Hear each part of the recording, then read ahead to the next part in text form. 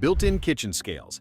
Counter-integrated scales for precise baking measurements. These seemed innovative at the time, promising modern convenience by eliminating the need for separate measuring tools. They arrived during an era obsessed with streamlining the kitchen experience, when built-in appliances represented the future of domestic life. The reality proved disappointing. Users found them impractical, requiring electric cords that tethered you to one spot, defeating the purpose of kitchen mobility. One commenter noted they felt cheesy rather than modern, and weren't handy at all. The fixed position meant you couldn't move ingredients around your workspace naturally. They also took up valuable counter real estate permanently, unlike portable scales you could store away. Modern digital scales are lighter, more accurate, and infinitely more practical. This feature exemplified 1960s optimism about technology without thinking through actual usability. Number 29. Trash compactors.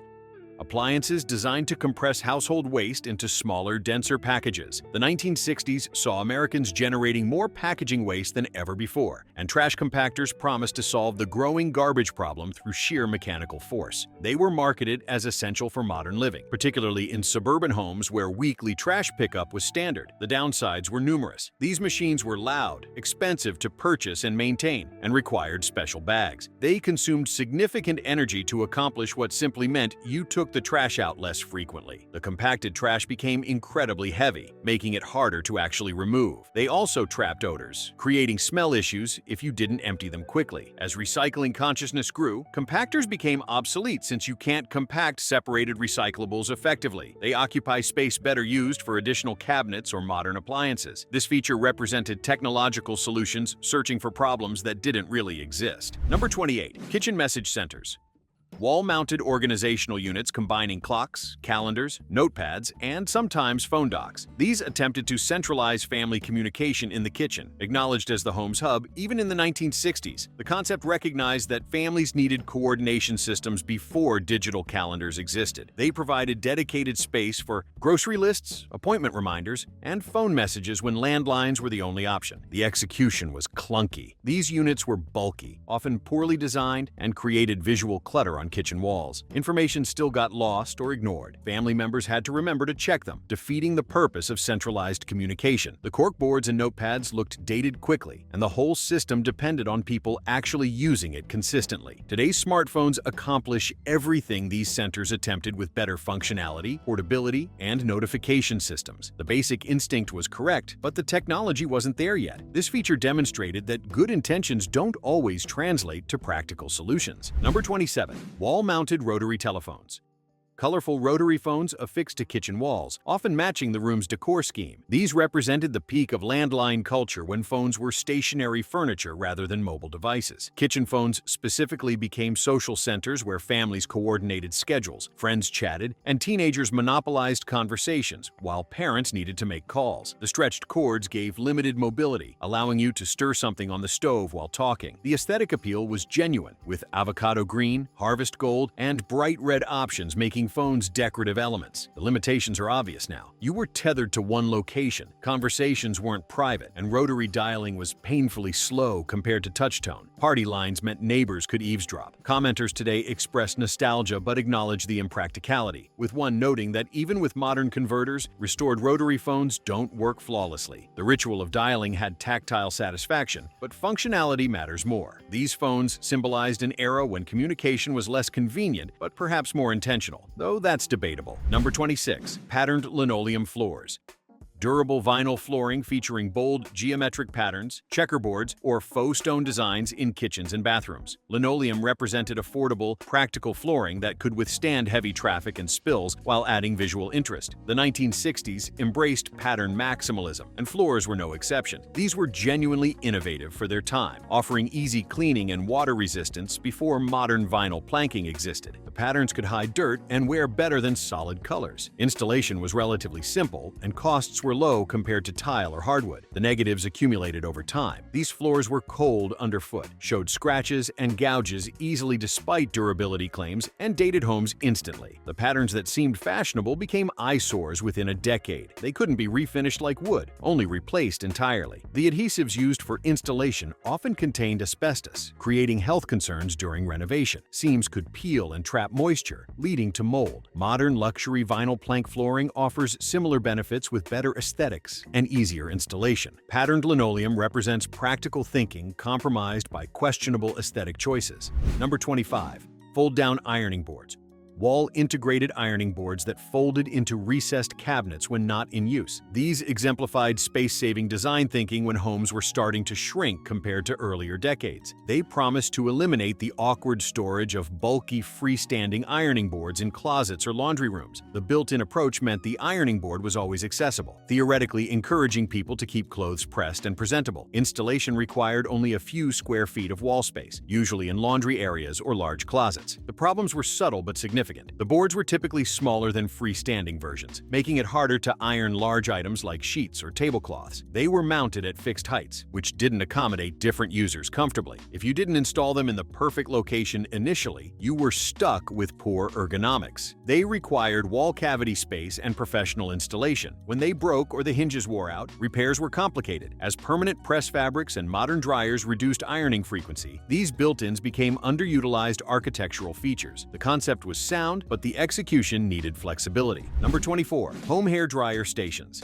Built-in hooded dryers installed in bathrooms, resembling salon equipment scaled for home use. These catered to elaborate hairstyles requiring setting and drying time when weekly salon visits weren't feasible for everyone. Women's hairstyles in the 1960s demanded significant maintenance, and home dryers promised salon results with privacy and convenience. They represented luxury and sophistication, suggesting you valued personal grooming enough to dedicate bathroom real estate to it. The reality was less glamorous. These units were expensive, took up substantial space, and were loud enough to disturb the entire household. They worked slowly compared to handheld dryers, trapping you in one position for extended periods. Cleaning was difficult, with dust and hair products accumulating in the heating elements. They consumed significant electricity and generated excessive heat in often poorly ventilated bathrooms. As hairstyles changed and handheld dryers became powerful and affordable, built-in stations became obsolete architectural oddities. They represent an era when grooming rituals were more time-intensive and less flexible. This feature showed how 1960s homes tried to incorporate specialized functions that modern life streamlined through portable alternatives. Number 23. Wooden magazine racks.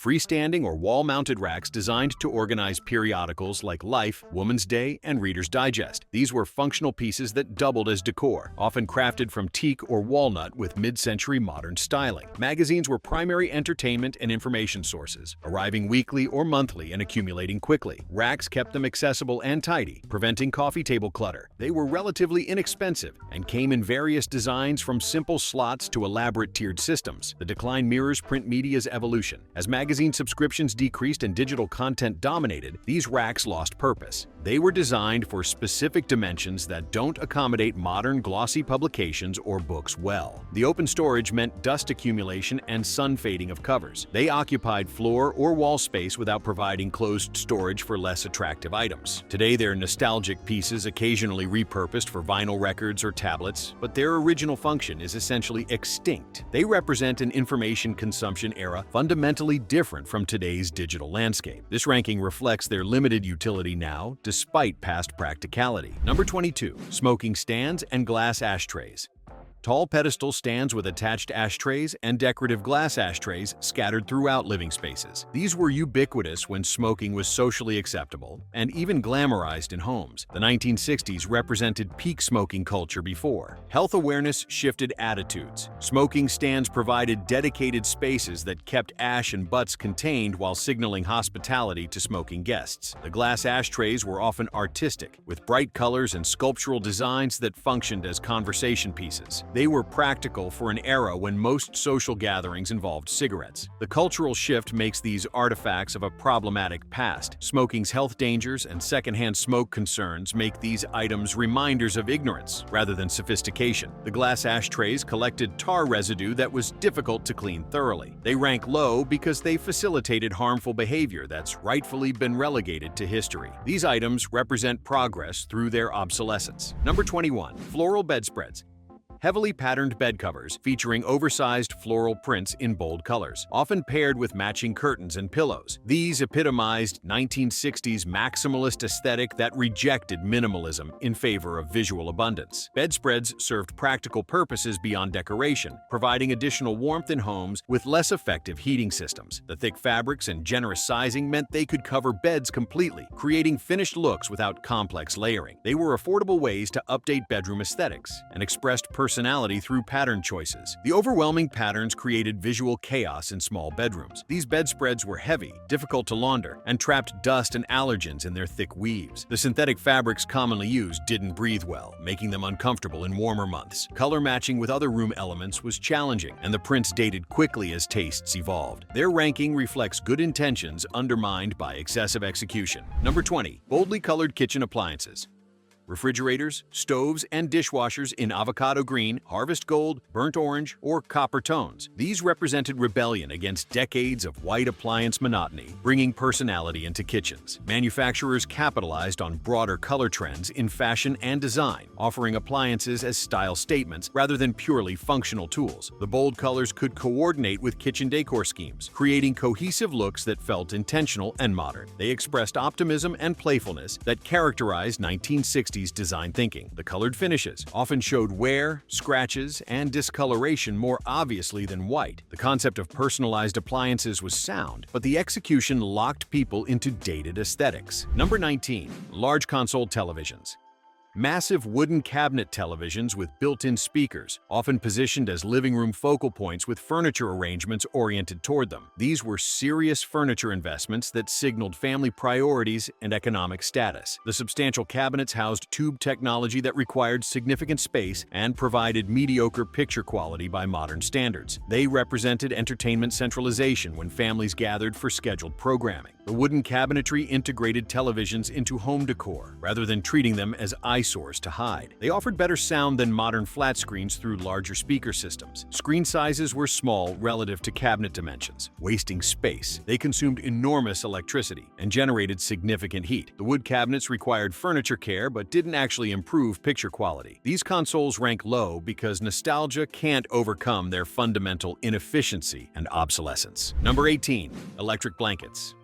Heated blankets with internal wiring controlled by bedside dials, promising warmth on cold nights. These provided comfort in homes with inadequate heating systems or for people who preferred cool bedroom temperatures while sleeping warm. They were energy efficient compared to heating entire rooms and offered individual temperature control when partners had different preferences. The technology represented domestic innovation that improved quality of life tangibly. Early versions had legitimate safety concerns, including fire hazards from faulty wiring and electromagnetic field exposure questions that generated health anxiety. The wiring created uncomfortable lumps and restricted positions, making blankets stiff and unnatural. Electric blankets solved real problems, but created enough new concerns to prevent widespread adoption. They represent adequate solutions that never achieved their promised potential. Number 17. Classic board games. Family entertainment staples, including Monopoly, Clue, Risk, and Game of Life, stored on shelves or in dedicated game closets. These provided screen-free entertainment that brought families together around dining tables for hours. The 1960s represented peak board game culture before video games existed, when these were primary interactive entertainment options. They taught strategy, patience, turn-taking, and social skills while creating shared memories. The physical components were durable, and games could last generations. They required no electricity and worked anywhere. The limitations became clear as entertainment options expanded. Games took hours to complete, testing patience and often ending in abandonment rather than victory. Rules led to disputes, and house rules proliferated inconsistently. Digital versions provide automated rule enforcement and online opponents. Board games remain relevant, but 1960s versions specifically feel clunky and slow-paced by contemporary standards. They represent an era when patience was expected rather than novelty. Their ranking acknowledges historical importance while recognizing improved alternatives exist. Number 16. Bar carts and illuminated home wet bars. mobile serving carts, and built-in bars with mirrors, lighting, and storage for entertaining guests. These symbolized sophisticated adult entertaining when cocktail culture peaked, and hosting home parties was expected social behavior. Bar carts added mobility and style with brass, chrome, or wood construction on wheels. Built-in wet bars with sinks made drink preparation convenient without kitchen trips. The backlit displays created ambiance and showcased glassware collections attractively. They represented aspirational living where entertaining skills defined social status. The drinking culture they enabled has fallen from favor as health consciousness increased and drunk driving laws tightened. Built-in bars consumed significant space that can't easily be repurposed without renovation. The aesthetic was undeniably stylish, and today's cocktail renaissance has revived bar cart appreciation among design enthusiasts. Built-in bars remain problematic, but mobile carts offer genuine utility for entertaining without permanent commitment. This middle ranking reflects their style and functionality balanced against outdated cultural assumptions about necessary home features. Number 15. Compact built-in stereo players and vinyl records entertainment systems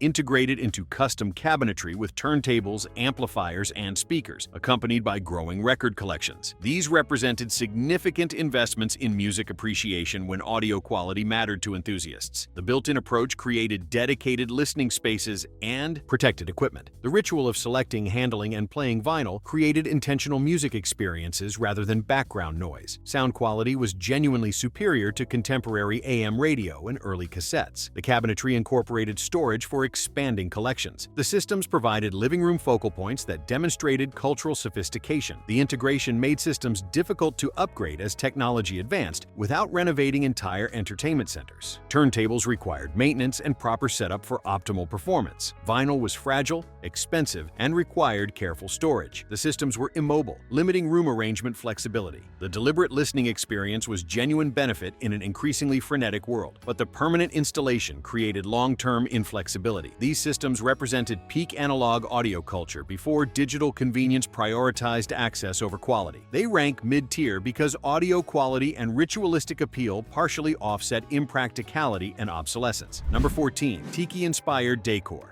Polynesian-themed elements, including bamboo furniture, tiki mugs, carved masks, and tropical accessories creating escapist paradise aesthetics. This emerged from post-war fascination with Pacific cultures following military presence in the region and growing commercial air travel enabling tourism. Tiki culture offered fantasy escapes from suburban conformity through exotic aesthetics. The style was genuinely fun and creative, incorporating natural materials like bamboo and rattan that added texture. It complemented mid-century modern design surprisingly well through shared emphasis on organic forms. Home tiki bars became entertainment centerpieces. The cultural appropriation aspects are problematic, reducing complex Polynesian cultures to kitsch stereotypes. The aesthetic could overwhelm spaces quickly, creating themed environments rather than homes. Bamboo furniture was less durable than hardwood alternatives and prone to splitting. The tropical theme felt disconnected from most American climates in daily life. Maintenance of natural materials required attention to prevent deterioration. It ranks here because it successfully created desired atmospheres and demonstrated design boldness despite cultural insensitivity. These spaces were genuinely enjoyable, even if ethically questionable. Number 13. Melamine dishes and Tupperware durable. Colorful, dishware, and airtight plastic food storage containers that revolutionized kitchens. These represented practical innovation that solved real problems around breakage and food preservation. Melamine dishes were nearly unbreakable, making them ideal for families with children and outdoor entertaining. The bright colors added cheer to everyday dining. Tupperware's airtight seals extended food freshness significantly, and the burping seal became satisfying ritual. The products were genuinely well-designed and durable, with vintage pieces still functional today. One commenter noted, "They still use 1970s Tupperware for barbecues." The direct sales model created community through Tupperware parties. The products democratized food storage and casual dining previously unavailable to middle-class families. Melamine couldn't withstand high heat and could crack or chip with enough abuse despite durability claims. The product's durability meant less repeat business, requiring constant new product introduction to maintain sales. Glass and stainless steel alternatives now offer similar benefits without plastic concerns. These items rank higher because they deliver genuine practical value, and many remain in use decades later. They represent intelligent material science application to everyday problems, making modern food storage and casual dining possible. Number 12. Fondue sets. specialized pots with burners and long forks for communal cheese, oil, or chocolate dipping. Fondue represented interactive dining that turned meals into social events during the dinner party era. The Swiss tradition became American phenomenon through 1960s entertaining culture that valued novel experiences. The ritual of shared cooking and eating around a central pot created intimacy and conversation. Multiple courses were possible, using the same equipment with different preparations. The novelty and interactivity made dinner parties memorable. Commenters recall using them regularly with family, cooking individual steak pieces in hot oil for main courses. One still has their 1972 wedding gift set with stovetop attachments. The experience was genuinely fun and different from typical dining. The burners created fire hazards on dining tables. One commenter dismissed 1970s fondue as eating warm, cheesy snot, suggesting the actual eating experience didn't match the social appeal. The equipment required storage space for infrequent use. These rank mid-tier because they created memorable social experiences even if the actual food quality was questionable and safety concerns were real. Number 11. Retro diner kitchens.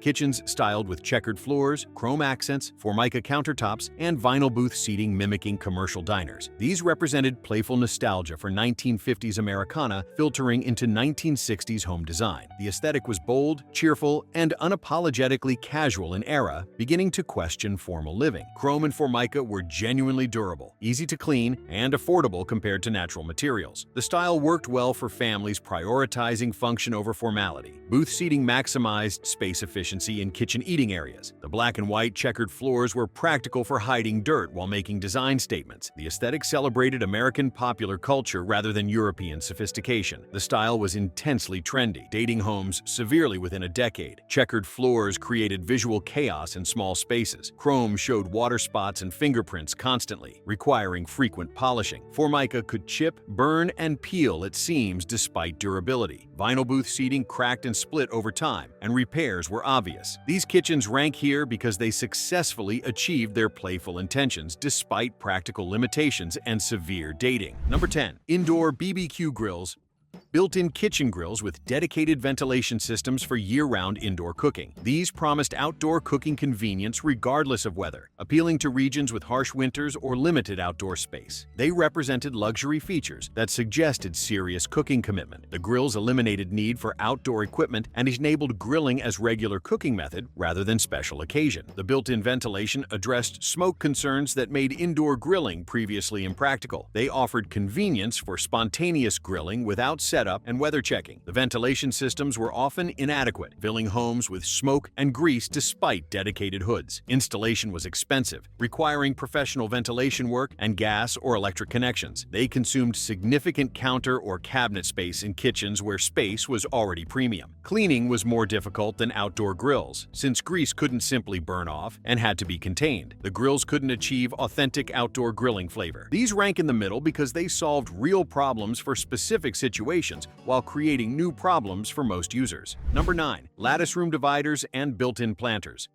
Decorative wooden or metal screens with integrated plant containers separating spaces while allowing light and airflow. These offered elegant solutions to open floor plan challenges when walls felt too heavy, but separation was desired. The dividers maintained visual connection between spaces while defining different zones functionally. The integration of plants brought nature indoors and improved air quality before anyone discussed those benefits scientifically. The designs ranged from simple geometric patterns to elaborate carved screens showcasing craftsmanship. They were less permanent than walls, offering flexibility if space needs changed. The natural materials and organic forms complemented mid-century modern emphasis on bringing outdoors in. Built-in planters solved the problem of plant placement without consuming floor space. The execution had limitations. The dividers collected dust in intricate patterns, making cleaning tedious. These rank higher because they addressed legitimate spatial needs with aesthetically pleasing solutions that respected both function and beauty, even if maintenance and installation created challenges. Number 8. Freestanding pod fireplaces. Sculptural metal fireplaces in bold colors standing independently from walls, often suspended or on pedestals. These represented dramatic departures from traditional masonry fireplaces, treating heat sources as art objects. The designs were genuinely striking, with iconic examples becoming collectible. They embodied space-age optimism and rejection of traditional forms. The 360-degree heat radiation was theoretically more efficient than wall fireplaces. They could be positioned anywhere without structural fireplace requirements, offering placement flexibility. The bold colors, orange, yellow, red, made them focal points that dominated rooms intentionally. They represented peak mid-century modern industrial design innovation. The practical problems were significant. Heat efficiency claims didn't account for lack of heat retention that masonry provides. They required specialized venting that limited placement flexibility despite freestanding design. They successfully challenged assumptions about what fireplaces should look like, even if practicality suffered. The willingness to prioritize aesthetics deserves recognition even as functionality questions persist. Number 7. Interior stone walls.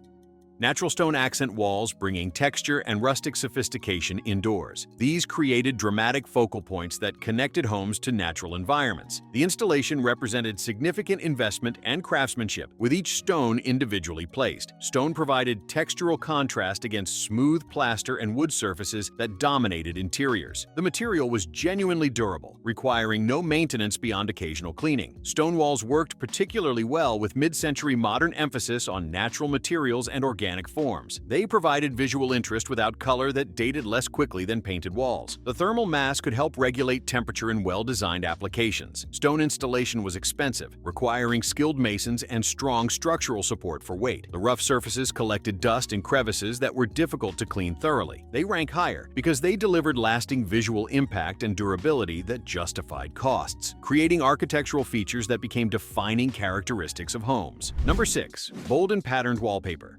Dramatic geometric or floral wallpapers featuring oversized patterns in vibrant colors. These transformed plain walls into statement surfaces that defined room personalities. The 1960s embraced maximalist design that rejected post-war austerity in favor of abundant visual stimulation. Wallpaper offered affordable room transformations compared to architectural changes. The patterns ranged from op-art geometrics to psychedelic florals that captured era's experimental spirit. Installation was relatively simple for DIY enthusiasts, and professional results looked expensive. The variety allowed personality expression and created cohesive design schemes when matched with furnishings. The removable aspect meant changes were possible as tastes evolved, though removal was often difficult. The patterns dated severely, with specific designs screaming 1960s long after installation. The bold patterns overwhelmed small rooms and conflicted with other design elements, limiting furniture and decor choices. They rank in the top 10 because they delivered dramatic visual impact affordably and demonstrated design courage that influenced decades of interior design thinking. Number 5. Mid-century modern furniture.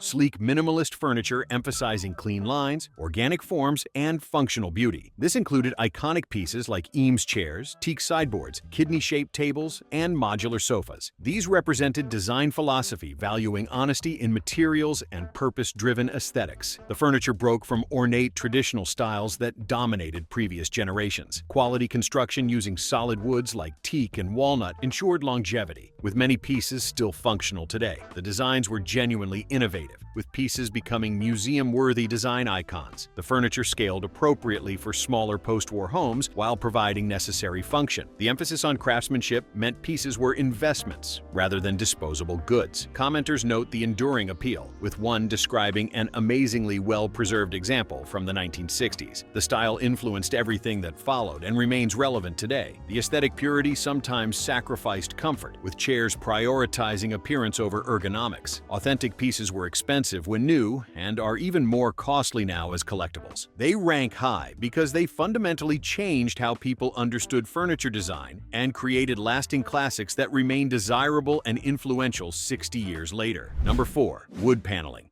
Warm textured walls created from walnut, oak, mahogany, or other woods covering entire rooms or accent walls. This represented luxury and craftsmanship when quality wood was more accessible and labor was affordable. The paneling added warmth, sound dampening, and sophisticated masculine energy to dens and studies. Real wood improved with age, developing patina that enhanced rather than diminished beauty. The installation provided insulation benefits and covered imperfect plaster walls. The rich tones created cozy environments perfect for conversation and relaxation. Quality paneling demonstrated homeowner investment in lasting materials rather than cheap finishes. The weight and permanence gave rooms gravitas and seriousness appropriate for libraries and home offices. The darker tones made rooms feel smaller and could be oppressive in spaces lacking natural light. The trend toward lighter, brighter interiors made wood paneling feel dated and heavy. Lower quality versions used thin veneers that buckled and peeled, giving all paneling bad reputation. The installation was permanent permanent, requiring significant work to remove.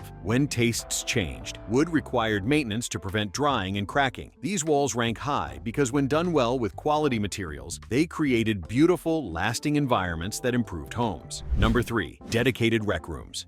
Finished basement or separate spaces devoted entirely to entertainment with games, stereos, and casual seating. These represented significant investments in family leisure and gave teenagers and adults separate zones. The rooms acknowledged that different activities required different spaces and that mixed-age entertainment was challenging in single rooms. They provided game tables for ping pong, pool, or card games. Built-in bars served adults while kids played elsewhere. The casual aesthetics with durable finishes meant less worry about damage from active play. They preserved formal living rooms from entertainment wear while creating relaxed environments. The spaces fostered creativity and independence for young people having dedicated territories. These rooms required significant square footage that many homes lacked. Basement locations often meant dealing with moisture, lower ceilings, and limited natural light that created dungeon-like atmospheres. The investments were substantial for spaces used intermittently rather than daily. The dedicated function meant less flexibility as family needs changed over time. Temperature regulation in basements was challenging, creating uncomfortable environments. These rank in the top 3 because they recognize that different activities have different spatial needs, and that giving people, especially young people, their own territories creates household harmony. Number 2. Colored bathrooms.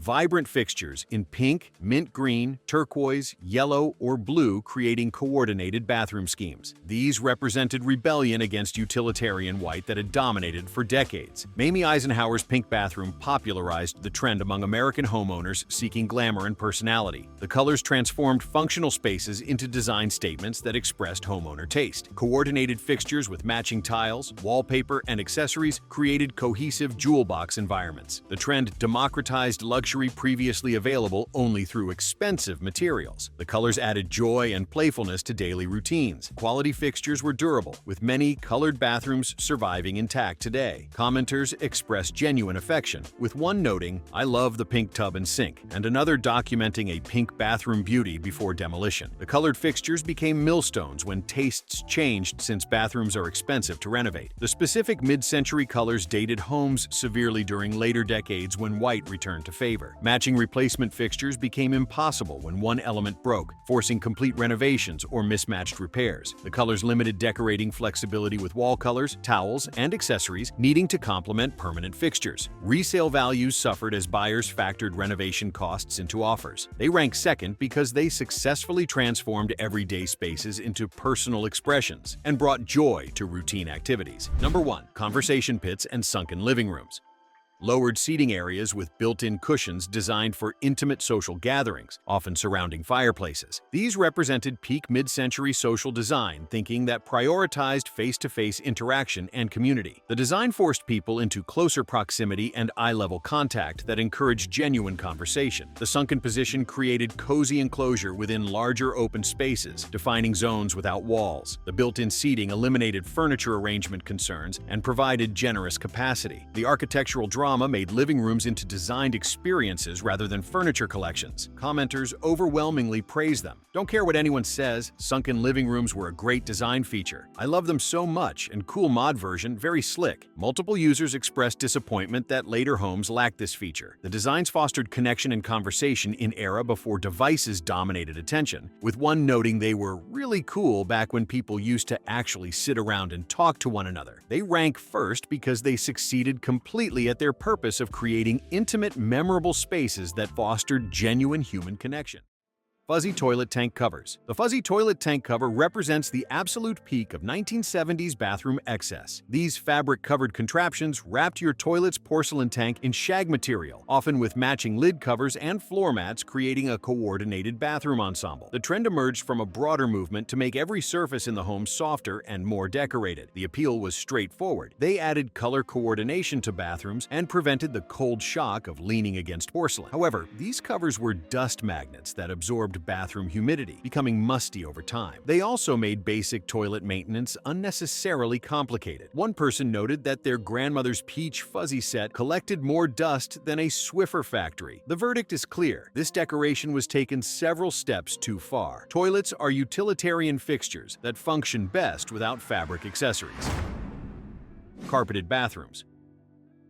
Extending shag carpeting into the bathroom seemed logical in an era obsessed with soft, plush flooring throughout the home. The practice offered warmth underfoot and design continuity, particularly appealing as homeowners tried to make every space feel cohesive and luxurious. Carpeting technology had advanced enough to make people believe it could handle any environment. The positives were minimal. Yes, stepping onto warm carpet after a shower felt pleasant initially, but the negatives were overwhelming. Bathroom carpet absorbed moisture, harbored bacteria, and became a permanent repository for unpleasant odors. One person recalled that green shag bathroom carpet created a smell that nothing prepares you for after a few years. Another mentioned the horror of not knowing if someone had an accident on it. The maintenance nightmare alone disqualifies this trend. Some design experiments deserve to remain firmly in the past, and bathroom carpeting is Exhibit A. Number 28. Colored toilet paper.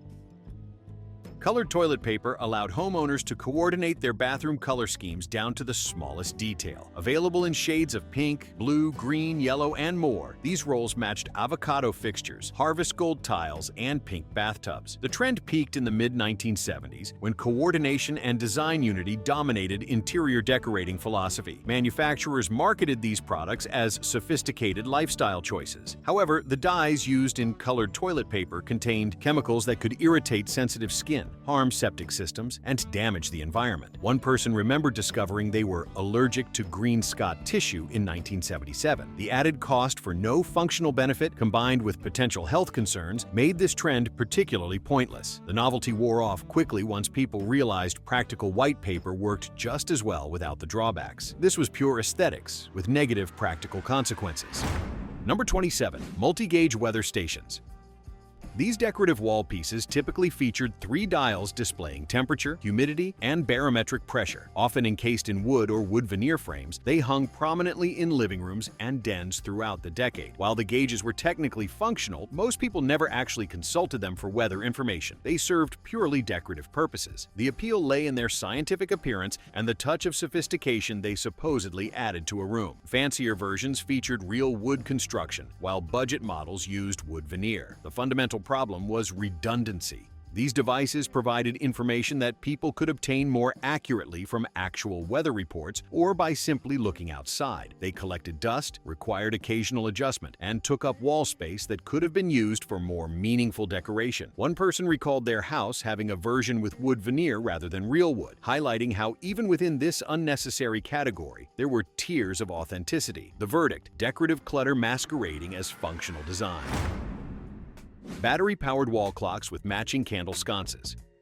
This coordinated set typically featured a battery-operated clock flanked by 2 matching candle sconces, all in similar styling, often with wood veneer or brass finishes. The appeal was the instant coordinated wall display they provided, an easy way to fill wall space with matching pieces. Popular in kitchens and dining areas, these sets were sold as complete decoration solutions. The clock provided actual utility, and the candles added ambiance, at least in theory. In practice, the candles were rarely, if ever, lit. One person remembered their family's set being taken down after years of service with 2 dark green candles ending up in the trash having never even been lit. The candles had become so accepted as mere decorations that no one considered using them for their actual purpose. This exemplifies a broader 1970s tendency to turn functional items into permanent decoration. While not offensive, these sets were ultimately forgettable and redundant. The clock worked, but the sconces were decorative deadweight. String art kits involved hammering nails into wooden backing and wrapping colorful thread or wire around them to create patterns, typically birds, ships, or geometric designs. This trend fit perfectly into the 1970s DIY craft movement, offering families an activity that produced displayable art. The appeal was participatory. You made your own wall decoration, adding personal investment to the result. The craft was accessible to various skill levels, relatively inexpensive, and fun to create. The finished products added pops of color to walls and demonstrated the maker's creative effort. However, string art pieces often looked amateurish and dated quickly. The patterns were limited and repetitive across households. The wooden backing and nails made them heavy and potentially dangerous if they fell. While more engaging than simply purchasing mass-produced art, string art pieces rarely qualified as sophisticated decoration. They were sincere efforts at personalization that ultimately looked like what they were: hobby crafts. The verdict: charming in concept, but the execution rarely justified permanent wall space. Linoleum flooring. Linoleum emerged as a practical flooring solution during the 1970s, particularly as more women entered the workforce and needed low-maintenance home solutions. This flooring came in countless colors and patterns, was durable, handled heavy traffic well, and required no waxing. For kitchens and bathrooms, linoleum offered water resistance and easy cleanup. The material was versatile enough to complement the decade's bold color schemes, from harvest gold to avocado green. These were significant practical advantages over previous flooring options. However, linoleum suffered from an aesthetic problem. It looked synthetic and cheap compared to hardwood or tile. The patterns often clashed with other design elements, and the material could crack or tear with heavy use or improper installation. Its association with budget-conscious design also diminished its appeal. Despite its practical benefits, linoleum carried a stigma. One person noted it gets a bad rap, acknowledging the perception problem. The verdict: practically sound, but aesthetically compromised. Function trumped form, which worked for busy households, but left something to be desired for those prioritizing visual appeal. Granny Square Afghans. These crocheted or knitted blankets featured intricate patterns of connected squares in chevron stripes, flower designs, or the classic granny square pattern. They were staples draped across the backs of couches and living room chairs throughout the 1970s, often homemade by family members. The appeal was both functional and sentimental. They provided warmth while showcasing handmade craftsmanship and love. The variety of colors and patterns meant each Afghan was somewhat unique. They were practical for cool evenings, wrapping around shoulders or throwing over laps. However, these blankets were notoriously itchy against bare skin. One user remembered them as itchy as hell, but warm, while another still uses their grandmother's 1976 creation every winter, indicating durability and sentimental staying power. The handmade nature meant quality varied wildly. Some were treasured heirlooms, while others were scratchy obligations to display. The verdict: these Afghans succeeded more as expressions of love and effort than as comfortable textiles. Their persistence in some homes speaks to emotional value over physical comfort. TV trays. Metal TV trays with wood-grain vinyl tops were ubiquitous in 1970s living rooms, providing portable eating surfaces for families watching television together. These folding tables stored flat and deployed quickly for dinner in front of the TV. They represented a shift in American dining habits as television became the focal point of evening family time. The practical advantages were clear. They were lightweight, storable, and allowed flexible eating arrangements. Families could gather around the TV for popular shows while still eating proper meals. However, TV trays were notoriously unstable, prone to tipping if bumped, and had a cheap, temporary quality that undermined any sense of proper dining. One person recalled, "Pinched my fingers closing them every single time," highlighting their mechanical frustrations. They also reinforced the decline of formal family dinners at proper tables, a cultural shift some viewed negatively. The verdict: TV trays were practical solutions that enabled a habit, eating in front of television, that wasn't necessarily worth enabling. They succeeded at their purpose while symbolizing the erosion of dining traditions. Floral sofas. The floral sofa with bright, bold, busy patterns was standard 1970s living room furniture. These sofas featured large-scale floral prints in vibrant colors, often mixing multiple hues in complex, eye-catching designs. The fabric choices reflected the decade's embrace of natural motifs and bold self-expression. These sofas made strong visual statements and served as focal points in living rooms. The patterns were conversation pieces that demonstrated personality and design confidence. Comfort-wise, they were supremely comfortable, according to period accounts, with generous cushioning and solid construction. However, the busy patterns could overwhelm smaller rooms and clashed with other bold design elements common in the era. The florals dated quickly as tastes changed, making these sofas difficult to integrate into later design schemes. Their boldness, initially a strength, became a liability. The patterns often showed stains less obviously than solid colors, but they also trapped eyes in visual chaos. The verdict: comfortable seating hampered by aggressive pattern choices that prioritized statement over longevity. They worked in their moment, but became dated rapidly. Hide-a-beds. The sofa sleeper, functioning as a couch by day and guest bed by night, was the perfect furniture piece for an era when relatives visited frequently but rarely paid for hotel rooms. These convertible pieces represented practical space-saving design, particularly valuable in smaller homes or apartments. The concept was sound: maximize furniture utility by combining two functions in one piece. However, hide-a-beds were notoriously uncomfortable for sleeping. The metal bar running through the middle of the mattress was infamous for causing back pain. One user noted, "Slept slept on so many hide-a-beds as a kid still have back problems, while another called the bar a rite of passage. The mattresses were thin, the mechanisms were heavy and awkward to operate, and the whole contraption was difficult to move. As dedicated guest room spaces became more common and hotel culture evolved, the necessity for hide-a-beds diminished. The verdict: a practical solution that prioritized space efficiency over guest comfort. They solved a real problem, but created new ones in the process. Blacklight posters. Blacklight posters featuring rock bands, musicians, or psychedelic scenes decorated teenage bedroom walls throughout the 1970s. These posters came alive under UV blacklight bulbs, creating glowing, otherworldly effects. They were relatively inexpensive, widely available, and best viewed in the poster section at Spencer's Gifts. The appeal to teenagers was obvious. These posters represented rebellion, counterculture, and personal musical taste. They created atmospheric lighting effects that seemed sophisticated to young people. The flocked velvet versions had tactile appeal beyond just visual impact. One person recalled a flocked blacklight poster of a unicorn that glowed under the purple bulb, peak teenage cool. However, blacklight posters were culturally specific to youth culture and drug culture, limiting their broader appeal. Parents often objected to their content or implications. The posters dated quickly and seemed juvenile in retrospect. Someone mentioned their mother throwing out their Led Zeppelin blacklight poster in 1981 and still not being over it. The verdict: perfect artifacts of teenage rebellion that captured a specific cultural moment but had limited aesthetic merit beyond nostalgia. Popcorn ceilings. Acoustic ceilings, commonly called popcorn ceilings, featured a textured, bumpy surface created by spraying on a mixture of drywall compound. This treatment served both aesthetic and practical purposes. It hid ceiling imperfections and provided some sound dampening. The technique was fast and inexpensive to apply, making it popular during the housing boom. For builders, it was an efficient way to finish ceilings without extensive smoothing. The texture did absorb some sound, reducing echo in rooms. However, popcorn ceilings had significant drawbacks. They collected dust, cobwebs, and in smoking households created permanent yellow stalactites, as one person noted. They were difficult to clean and impossible to paint without specialized techniques. Later, concerns about asbestos in pre-1980s applications created health scares. The texture also felt dated and cheap to later generations. One person scraping it off in 2023 was still finding glitter from 1978. The verdict: a builder's shortcut masquerading as a design choice. The practical benefits never justified the maintenance headaches and aesthetic limitations. Wicker and rattan furniture.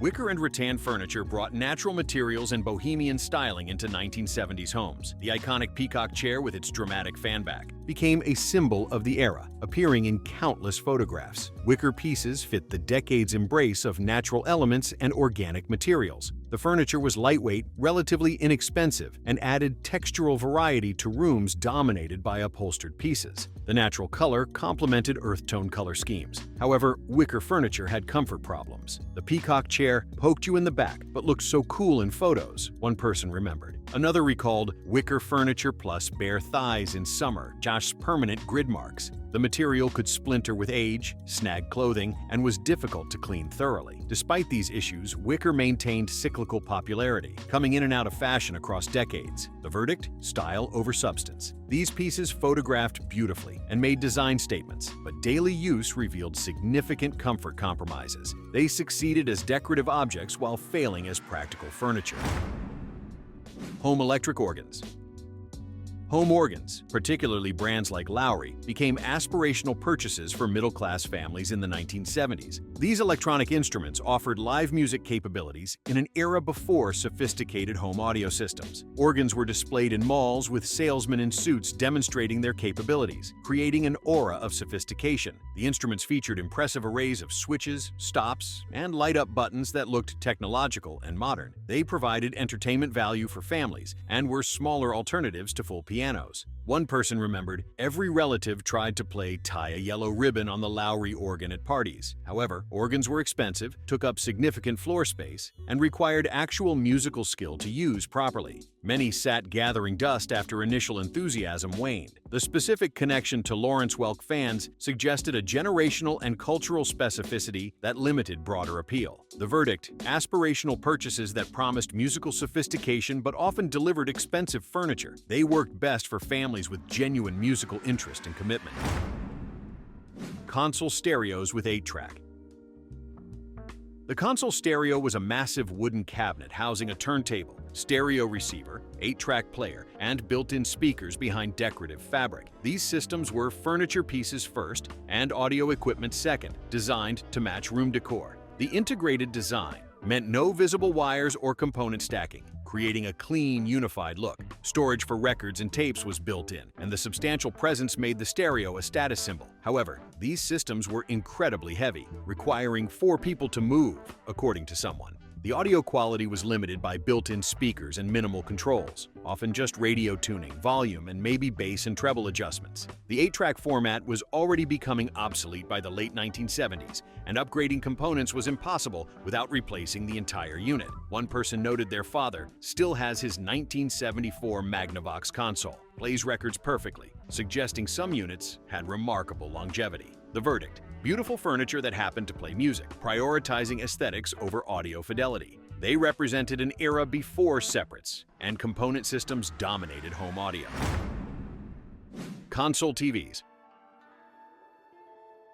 Console televisions were massive wood cabinet pieces that served as furniture and focal points in 1970s living rooms. A decent 21-inch console color TV cost around $500, equivalent to $300–500 today, making them significant investments. The wood cabinet was selected to match other room furnishings, integrating the television into the overall design scheme. The top surface provided display space for family photos and knickknacks. These TVs symbolized the shift of television from peripheral entertainment to central room focus, with furniture arranged around the TV rather than away from it. The substantial construction meant durability and perceived quality. However, console TVs were extraordinarily heavy and difficult to move. Changing channels required getting up and walking across the room to turn a dial, and repairs were complex and expensive. As technology improved and prices dropped, the console format became obsolete rapidly. The verdict: these televisions represented peak integration of electronics into furniture design, succeeding as room centerpieces, but failing to anticipate how quickly television technology would evolve and miniaturize. Bold geometric and floral wallpaper.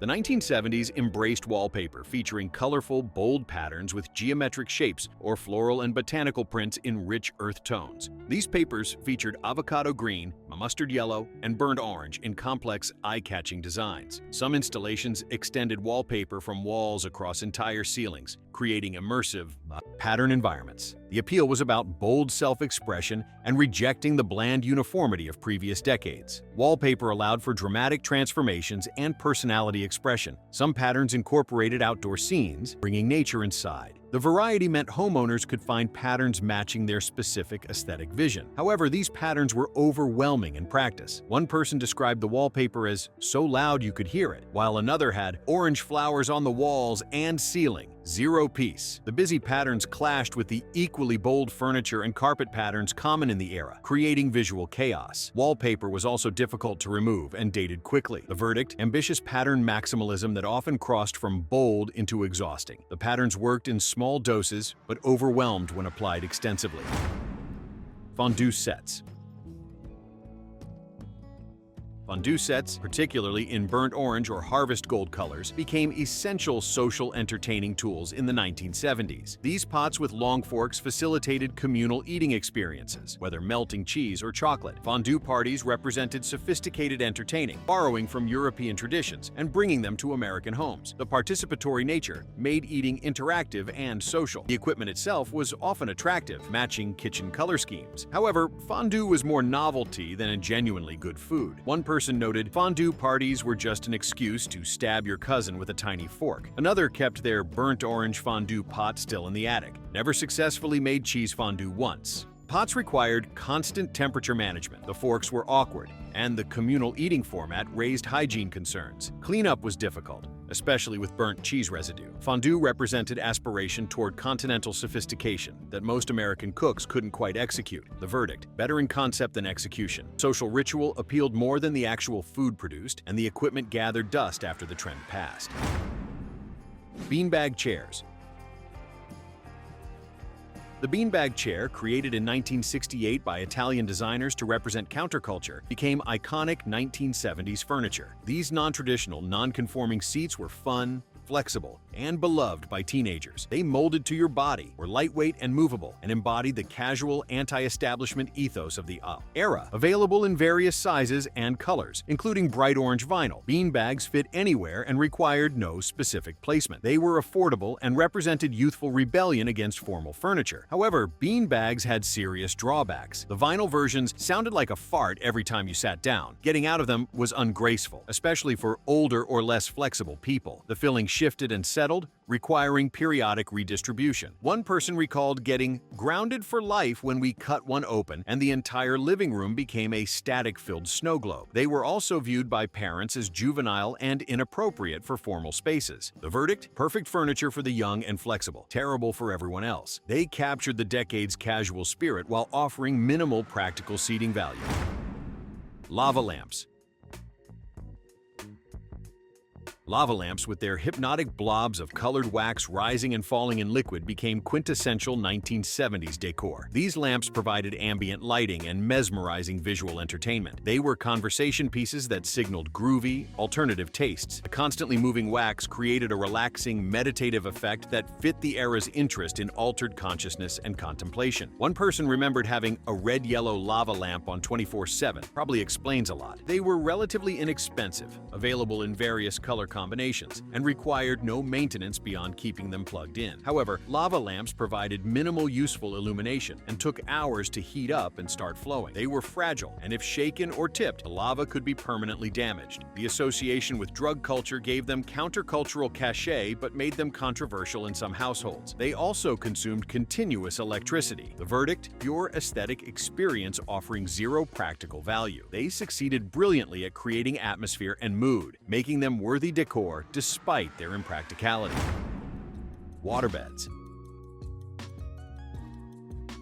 Waterbeds represented ultimate 1970s bedroom innovation, promising comfort and sensuality through liquid support. These beds consisted of water-filled mattresses in wooden frames, often with heating elements to warm the water. The waterbed offered even weight distribution and theoretically superior back support. They became symbols of bachelor pad sophistication and sexual liberation. The novelty factor was undeniable, and early adopters felt cutting edge. However, waterbeds had enormous practical problems. One person noted, "Waterbed plus sex equals tsunami." Another mentioned heating bill went through the roof, and it still felt like sleeping on a warm boat. They were extraordinarily heavy, requiring structural floor support. Moving them was nearly impossible. Punctures meant catastrophic leaks. The motion transfer meant any movement rippled across the entire bed. They required special sheets and significant maintenance, including water treatment chemicals. The verdict? Seductive in theory, problematic in practice. Waterbeds promised futuristic comfort, but delivered maintenance headaches and utility bills, explaining their rapid decline in popularity.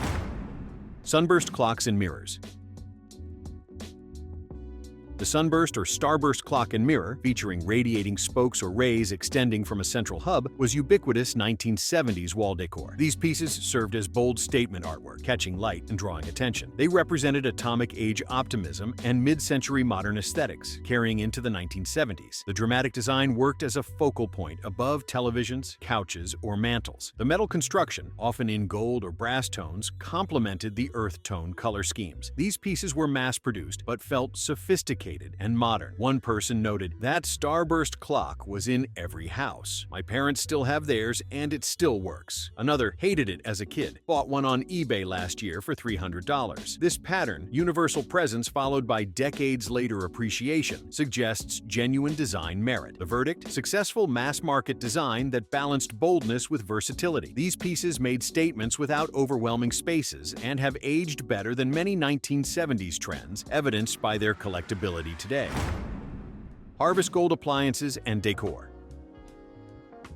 Harvest Gold, a rich mustard yellow tone, dominated 1970s kitchens as a primary color for appliances, floors, wallpaper, curtains, and accessories. This earth tone represented the decade's embrace of natural colors and environmental consciousness. The warm hue created cohesive, coordinated spaces when used across multiple elements. Harvest Gold appliances from this era were built to last, with one person noting, "My grandma's Harvest." Gold fridges still humming along 48 years later. New stainless steel ones die in 8 years. The color was less stark than white, hiding minor stains better. However, Harvest Gold dated dramatically, becoming synonymous with outdated decor. One person described it as looking like a mustard bomb exploded in the kitchen. The color could feel heavy and dark in spaces with limited natural light. By the 1980s, Harvest Gold became a punchline rather than a design choice. The verdict: the durability of Harvest Gold appliances vindicated the manufacturing quality even as the color choice became universally mocked. Function outlasted fashion, but the aesthetic price was high. Avocado green appliances and decor.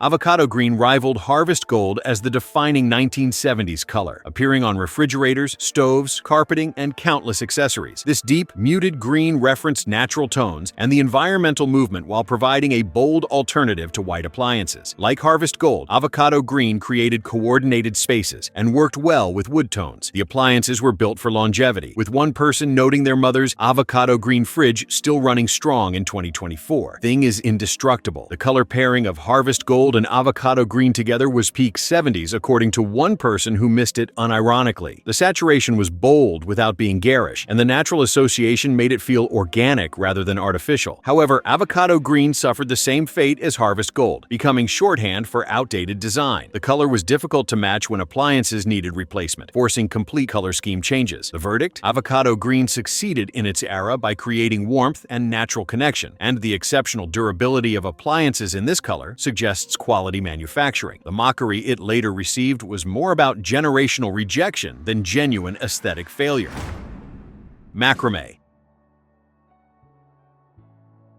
Macrame, the art of knotting cords into decorative patterns, became a 1970s craft phenomenon, producing plant hangers, wall hangings, room dividers, and window coverings. This versatile craft allowed people to personalize their spaces through handmade items, fitting perfectly into the DIY culture of the era. The most iconic piece was the macrame owl perched between natural wood pieces, but the craft's applications were endless. Plant hangers suspended greenery from ceilings, supporting the decade's houseplant obsession. The natural materials, usually cotton cord, aligned with environmental consciousness and organic aesthetics. One person recalled, "Everyone's mom was suddenly a macrame genius in 1975. We had 14 plant hangers. The craft was accessible, required few tools, and produced genuinely functional items. However, macrame could overwhelm spaces when used excessively, and the pieces collected dust. The owls in particular could be kitschy rather than artistic. The verdict: macrame succeeded by combining utility with personalization. The items served real purposes while demonstrating creative effort, making it one of the more defensible 1970s trends. Sunken living rooms and conversation pits. The conversation pit, a sunken seating area multiple steps below the main floor level, represented ultimate 1970s architectural ambition. These features appeared on popular TV shows like Dick Van Dyke and Mary Tyler Moore, glamorizing the concept. True conversation pits had comfortable seating lining the perimeter and often featured central low tables or fireplaces. They created intimate gathering spaces and visually differentiated areas without walls. For ranch houses, they added interest without altering roof lines. The design was elegant, intimate, and represented sophisticated entertaining. One user remembered their aunt's conversation pit where someone always fell in drunk at parties, while another tripped down the steps carrying a fondue pot in 1978. Still have the scar. The danger to children, elderly people, and intoxicated guests was significant. The pits were expensive to construct, impossible to retrofit easily, and became dated design elements that decreased home values. The verdict: brilliant in concept, flawed in execution. Conversation pits worked beautifully in professional photographs and for careful users, but created genuine hazards for everyday living. Farrah Fawcett poster.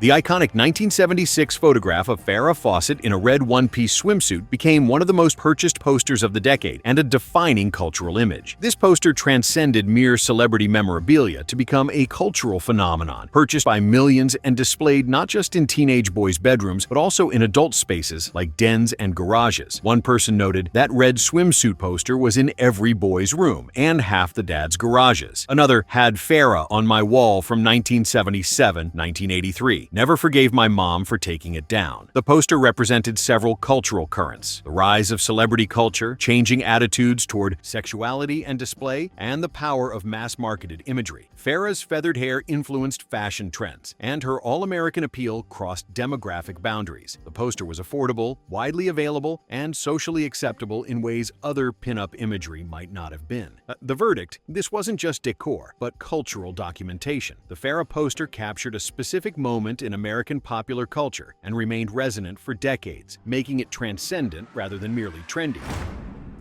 Wood paneling.